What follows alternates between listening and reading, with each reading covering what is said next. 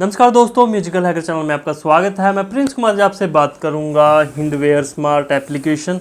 तो दरअसल ये एक डिज़र्ट कूलर है। अगर मैं बात करूं मॉडल नेम की तो वेक्ट्रा 85 लीटर में हमें देखने को मिलता है। तो आज हम इस वीडियो में डिस्कस करेंगे इसकी प्राइसिंग के बारे में, बिल्ड क्वालिटी के बारे में, क्या आपको ये कूलर बाय करना चाहिए या नहीं, वो सभी बातें आज हम इस वीडियो में डिस्कस करेंगे। तो जानने के लिए देखते रहिए इस वीडियो को। तो कुछ इस तरह की बॉक्स पैकेजिंग में हमें कूलर देखने को मिलता है। तो कुछ इस तरह की डिटेल मॉडल वगैरह मेंशन है और नीचे की ओर मेंशन है इसमें हमें 24 मंथ की वारंटी देखने को मिलती है मोटर पर और 12 मंथ की वारंटी है जो रहती है कॉम्प्रिहेंसिव वारंटी।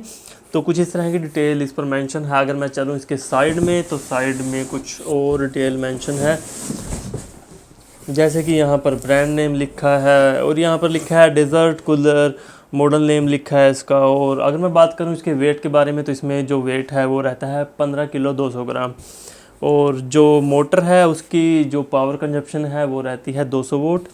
और अगर मैं बात करूं इसकी एमआरपी की तो इन्होंने मेंशन कर रखा है 20,990 रुपये और जो मैन्युफैक्चरिंग डेट है वो है जनवरी की।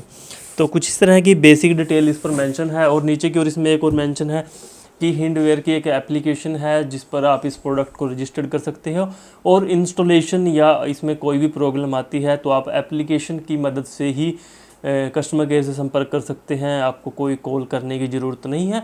उस पर हिस्ट्री भी दिखाएगा कि आपने कितने टाइम उसमें कंप्लेन की है और उसमें जो आपकी वारंटी है वो कब ख़त्म होगी, वो सब डिटेल उस पर होती है। तो आप इसकी एप्लीकेशन भी डाउनलोड कर सकते हो।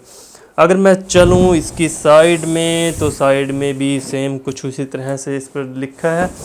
और बॉक्स की अगर दूसरी साइड चलें तो कुछ इस तरह की डिटेल इस पर साइड पर मेंशन है। तो हम बॉक्स को अनपैक कर लेते हैं और देखते हैं हमारे मेनली कूलर के बारे में कि किस तरह का कूलर हमें देखने को मिलता है। तो दरअसल मैंने बॉक्स को पहले ही अनबॉक्स कर रखा है तो मैं डिटेल के लिए इस पर ये डाला था। तो मैं आपको एक बार फिर से अनबॉक्स करके दिखा देता हूँ। तो कुछ इस तरह की लुकिंग में हमें ये कूलर देखने को मिलता है। जो लुकिंग है वो काफ़ी शानदार मेरे को लगी। अगर मैं बात करूं इसके फ्रंट विंग्स के बारे में तो उसको हम ऑटोमेटिकली रोटेट कर सकते हैं इस विंग बटन की मदद से। और जो अंदर की ओर विंग्स दिए गए हैं उनको हम मैनुअली एडजस्ट कर सकते हैं ऊपर नीचे। तो इसमें 2 स्टिक दी गई हैं जिसकी मदद से हम ऊपर नीचे इसको एडजस्ट कर सकते हैं। जो इसमें विंग्स दिए गए हैं वो फुली क्लोज नहीं होते, ये इसी तरह से खुले रहते हैं। तो ये थोड़ा सा मेरे को नेगेटिव लगा। जो बजाज या क्रॉम्पटन है उनमें फुली क्लोज हो जाते हैं क्रॉम्पटन में, और बजाज में भी काफ़ी हद तक क्लोज हो जाते हैं, थोड़ा सा ही गैप उसमें रहता है। बाकी इसमें एज इट इज़ ये हमें विंग्स देखने को मिलेंगे। और अगर मैं चलूँ नीचे की ओर तो नीचे की ओर जो हमें इसमें वाटर इंडिकेटर लेवल देखने को मिलता है वो काफ़ी कम हाइट में दिया गया है, क्योंकि इसमें जो वाटर कैपेसिटी है वो रहती है 85 लीटर। तो अप्रोक्स वो हाफ में दिया गया है, क्योंकि तो इसमें इतना वाटर फिल होगा और वाटर इंडिकेटर लेवल उसमें आधे साइज़ में दिया गया है, यानी कि वो इंडिकेट करेगा अप्रोक्स 40 लीटर वाटर को। तो इसमें ओवरफ्लो का इशू रह सकता है क्योंकि आपको आइडिया नहीं लग पाएगा कि इसमें कितना वाटर फिल हो गया है। तो कुछ इस तरह का थोड़ा मेरे को नेगेटिव लगा। तो अगर मैं चलूँ नीचे की ओर तो इसमें हमें 5 टायर देखने को मिलते हैं जो कि काफ़ी अच्छी मजबूती इसको प्रदान करते हैं। एक सेंटर में भी इसमें टायर दिया गया है। तो अगर मैं इसको आगे की ओर ले आता हूँ तो इसमें सबसे पहले ब्रांड नेम लिखा है हिंडवेयर स्मार्ट एप्लीकेशन।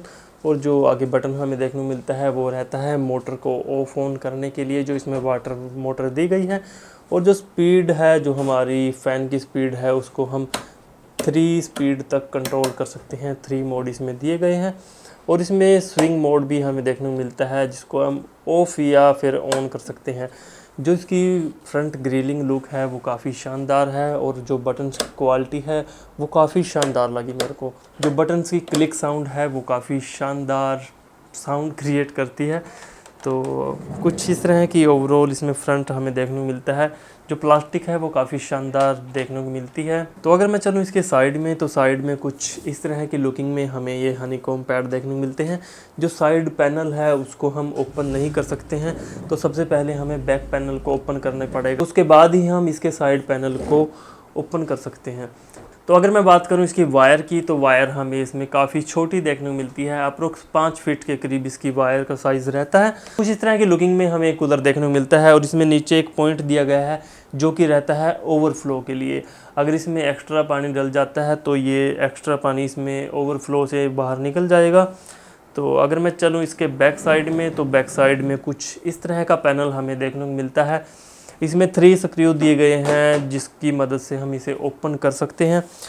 तो ओपन करके भी मैं आपको दिखाऊंगा। तो एक बार मैं ओवरऑल लुकिंग इसकी दिखा देता हूँ। इसमें एक सेक्शन दिया गया है जिसमें हम वाटर फिल कर सकते हैं पाइप के साथ, या फिर आप किसी मग्गे के साथ भी इसे पानी को डाल सकते हैं इसमें। तो अगर मैं चलूँ इसके साइड में, तो साइड में भी सेम वही हनीकॉम पैड हमें देखने को मिलता है। तो इसमें हमें एक रबर कैप देखने को मिलती है। तो यहाँ पर इन्होंने कंपनी ने होल दे रखा है कि इसमें हम जो ओवरफ्लो के लिए एक डिवाइस लगा सकते हैं जो पानी फिल होने पर ऑटोमेटिकली कट कर जाएगा। तो ये होल दे रखा है, ये मेरे को काफ़ी अच्छा लगा। तो आप कुछ इस तरह का डिवाइस मार्केट से ले सकते हैं। ये अप्रोक्स 100 या 120-130 रुपये में आपको मिल जाएगा। तो आप इसे अंदर की ओर लगा के काफ़ी अच्छी तरह वाटर फिल कर सकते हैं। ये ऑटोमेटिकली जब फुल हो जाएगा ऑटोमेटिकली कट कर जाएगा। तो ये मेरे को ऑप्शन काफ़ी अच्छा लगा कि इन्होंने होल दे रखा है। तो ओवरऑल कुछ इस तरह की लुकिंग में हमें कूलर देखने को मिलता है। तो अगर मैं बात करूं ऊपर की ओर, तो ऊपर की ओर हमें इसमें आइस चैम्बर देखने को मिलता है। तो कुछ इस तरह से ये ओपन हो जाता है और इसमें हमें एक यूज़र मैनुअल भी दी गई है जिसकी मदद से हम इसको आइडिया लगा सकते हैं। अगर हमें कुछ देखना हो तो कुछ इस तरह की डिटेल इसमें दी गई है और कुछ इस तरह का हमें आइस चैम्बर देखने को मिलता है। और अगर मैं बात करूं इस कूलर की हाइट के बारे में, तो मैंने इंची टेप ले रखा है। तो मैं हाइट मेज़र करके आपको बताता हूं कि कैस्टर व्हील लगने के बाद भी इसकी फाइनल हाइट कितनी हमें देखने को मिलती है। जो इसकी हाइट है वो रहती है तकरीबन 3 फीट 7 इंच। तो अब हम इसके बैक पैनल को ओपन करके देख लेते हैं कि अंदर की ओर इसमें हमें क्या देखने को मिलता है। किस तरह की मोटर पंप है।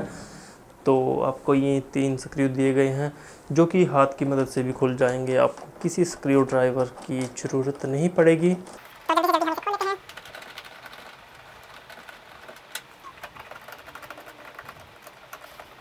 तो कुछ इस तरह से इसके स्क्रू हैं, इनको हम ओपन कर लेते हैं और अब हम इस सेक्शन को खोल लेते हैं। कुछ इस तरह से बाहर की ओर निकल जाएगा और आपको ऊपर की ओर थोड़ा फोर्स लगाना है। तो कुछ इस तरह से ये हनीकॉम पैड ओपन हो जाएगा और मैं आपको हनीकॉम पैड की थिकनेस भी दिखा देता हूँ जो कि काफ़ी अच्छी है। काफ़ी मोटे साइज़ में हमें हनीकॉम पैड देखने को मिलते हैं। तो इसको रखते हैं साइड में और बात करते हैं कूलर की अंदर की ओर क्या क्या हमें देखने को मिलता है। अगर मैं बात करूं इसकी मोटर के बारे में, तो इसमें हमें 5 ब्लेड दिए गए हैं फ़ैन में। और अगर बात करूं इसकी मोटर की कैपेसिटी के बारे में, तो इसमें हमें 200 वोल्ट की जो मोटर दी गई है जो कि काफ़ी अच्छी रोटेशनल स्पीड के साथ मिलती है। जो इसकी आरपीएम है वो रहती है 1350। 2 पाइप दिए गए हैं जो कि एक आइस चैम्बर से नीचे की ओर आते हैं और एक और जो पाइप है वो रहता है जो हमारी मेनली मोटर है नीचे वाटर पंप उससे ऊपर की ओर जाता है। तो अंदर से कुछ इस तरह का हमें ये कूलर देखने को मिलता है। यहाँ पर इसमें जो कैपेसिटर वगैरह दिया गया है और उसके ऊपर हमें आइस चैम्बर देखने को मिलता है। और अगर मैं चलूँ नीचे की ओर, तो नीचे की ओर हमें वाटर पंप देखने को मिलता है। और जो ये प्लास्टिक है, ये ब्लैक कलर की प्लास्टिक का यूज़ इसमें किया गया है। तो ओवरऑल कुछ इस तरह का हमें अंदर की ओर से कूलर देखने को मिलता है।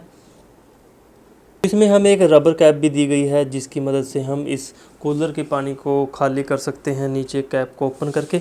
और मैं ये पॉइंट भी दिखा देता हूँ आपको जहाँ पर हम ऑटो फिल डिवाइस लगा सकते हैं, यानी कि पानी फिल होने पर ये ऑटोमेटिकली कट कर जाएगा। तो कुछ इस तरह से ये डिवाइस इसमें लग जाएगा और लगने के बाद ये ऑटो फिल होने के बाद पानी को बंद कर देगा। कुछ इस तरह से कॉन्सेप्ट काम करता है।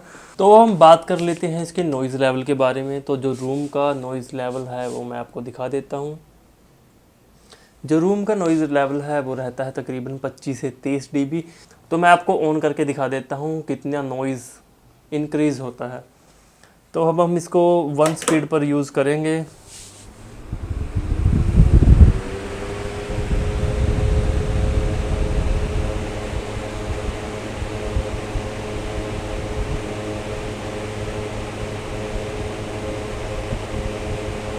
तकरीबन 60 से 65 dB तक सिंगल स्पीड में जाता है। तो मैं स्पीड को अगर मीडियम पर लाऊं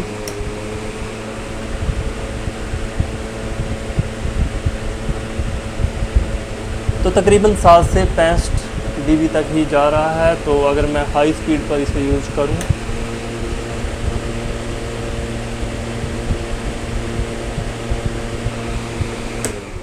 जो हाई स्पीड पर नॉइज़ है वो तकरीबन 65 से 70 dB के बीच में फ्लैक्चुएट करती है।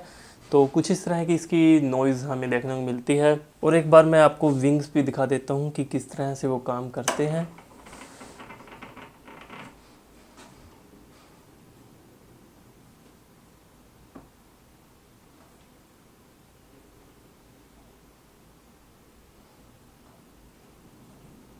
तो अब हम बात कर लेते हैं इसकी प्राइसिंग के बारे में। तो मैंने इसे बाय किया है फ़्लिपकार्ट से। फ़्लिपकार्ट पर इसकी प्राइसिंग है 8,700 रुपये और मैंने पुराना कूलर एक्सचेंज में दिया तो उसकी कॉस्टिंग मेरे को कटी तकरीबन 760 रुपये के करीब वो एक्सचेंज में गया। तो फाइनल काट पीट के मेरे को ये 8,000 रुपये में कूलर पड़ा। तो 8,000 रुपये के हिसाब से काफ़ी अच्छी डील मेरे को लगी। जो इसकी फ्रंट की लुकिंग है वो काफ़ी शानदार है और इस कूलर को हम इन्वर्टर पर भी यूज़ कर सकते हैं और जो पावर कंजप्शन है वो काफ़ी कम है, 200 वोट में हमें देखने को मिलता है। जो इसकी रोटेशनल स्पीड है वो भी काफ़ी अच्छी है, 1350 RPM में हमें देखने को मिलता है। अगर आप इस कूलर को बाय करना चाहते हैं तो मैं डिस्क्रिप्शन में लिंक प्रोवाइड कर दूंगा, वहाँ से जाकर आप इसे ईजिली बाय कर सकते हैं।